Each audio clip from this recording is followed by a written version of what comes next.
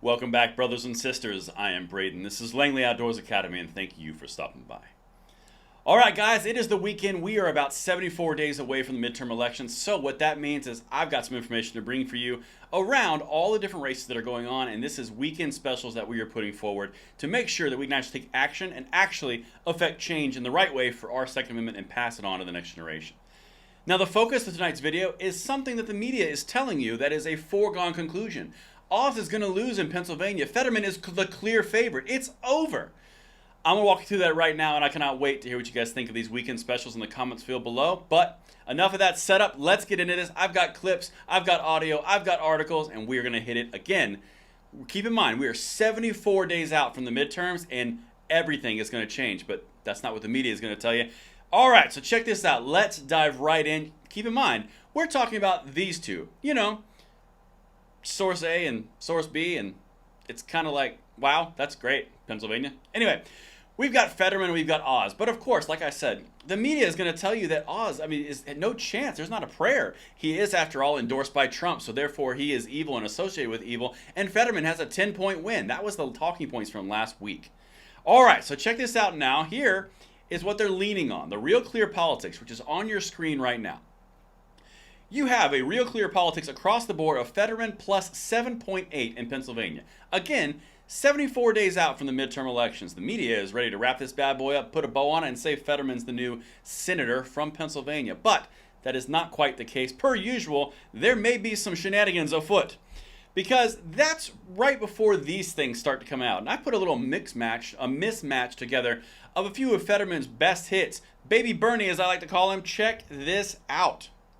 And I'm proud to say, if I'm your next lieutenant governor, I will have Bernie's back on all the issues that we all hear. Director of Corrections, and he said something that I agree with, and is that we could release 1/3 of our inmate population and not make anyone less safe. Universal ID and some of these other measures are a solution for a non-existent problem of voter ID, of voter fraud, and it's simply voter suppression. Policy that I very much support.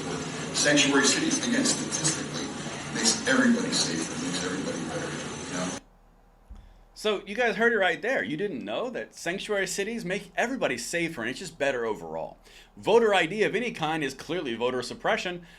It's Bernie Bro Light. He's going to have Bernie's back. This is all before the election campaign even truly starts. Now, again, I've set you up what the media has told you. We've covered things on this channel about CNN saying, oh, the House was a foregone conclusion, but the Democrats might take the Senate. Mitch McConnell doesn't think they're going to win because candidate quality.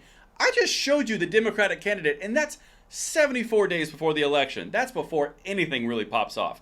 But let's get into this article, because try as they might, check out what's going on in Philadelphia in the news cycle.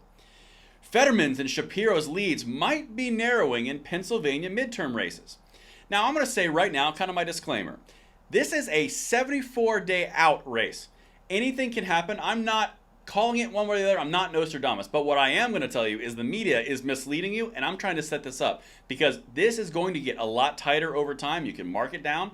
And as it does, we have the opportunity to further our Second Amendment, because Fetterman is absolutely against any type of Second Amendment. He said it, and we'll cover it more on this channel. But listen to what they're saying in the Philadelphia Inquirer. Again, everything is linked. This summer, most polls of likely voters have shown Democratic Senate nominee John Fetterman hovering around a 10-point lead over Republican opponent Mehmet Oz. Gubernatorial nominee Josh Shapiro has grown his lead over Republican opponent Doug Mastriano to about 7 points in recent weeks. But two surveys released this week appear to show a tightening of these margins. No, stop. What do you mean? Well, let's check it out. Same article. See if you notice something here. These are the 3 Pennsylvania polls asked, which Senate candidate would you vote for right now? So you've got Emerson, you've got Trafalgar, and you've got Franklin and Marshall. 2 of the 3, and I'm going to note, and it's up on the screen right now, 2 of the 3 Senate polls right now are saying it's within the margin of error either way. That's 74 days out. That's before these races even tighten further. Pennsylvania is a moderate state. It's purple. It swings red. It swings blue. Fetterman is in the camp of abandoning fossil fuels, abolishing the Second Amendment, sanctuary cities. He's going to be a Bernie bro. This guy is not a candidate of quality, as Mitch McConnell would say, but let's dive into Trafalgar and see what they actually said, because that was referenced in this article. Pennsylvania U.S. Senate General. This is August of 2022. John Fetterman is ahead by 48.4. Mehmet Oz at 43.5. The margin of error on this poll is 2.9%. That is a statistical dead heat, 74 out. So while the media is here telling you it's over, Mehmet Oz doesn't have a chance, he's associated with Trump, therefore no way. Mastriano, same thing.